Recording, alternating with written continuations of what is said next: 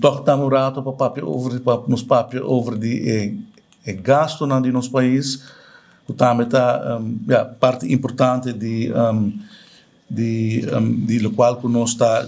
monitor e nós temos que reportar e budget, por exemplo, para a 2026 nós premiará gasto total de 505 milhões de florins na gasto de personal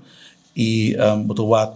primeiro 3 lunas nos dá porcentagem de 24% e turnos gastos por exemplo, tudo gastos de operação de governo, gastos de interesse, gastos de subsídio e overdracht por exemplo, no caso aqui reparatie toeslag, nos gastos na 22% do primeiro quartal. Dus nós estimamos projetar nos gastos para full ano, nós estamos em primeiro 3 lunas, nós estamos bastante massa boa,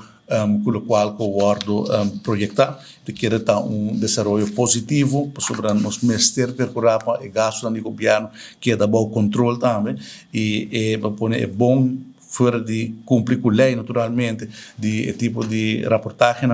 exercício que nós estamos fazendo, está com nós mesmos também continuamente está em controle de nossa situação financeira e se nós reparar que tem certo gasto, está saindo foi mambo por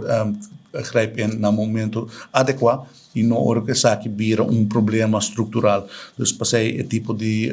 reportagem aqui é sumamente importante e nós está cumprir que aqui também e nos está importante também para comunicar aqui na nossa comunidade. Ora está papel de gasto de personal,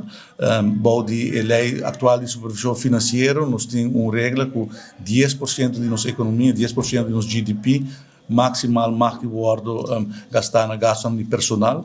Se botem GDP PA aqui de quase 8,1 bilhão florim, é ora 1% da carreira de 810 mil florim.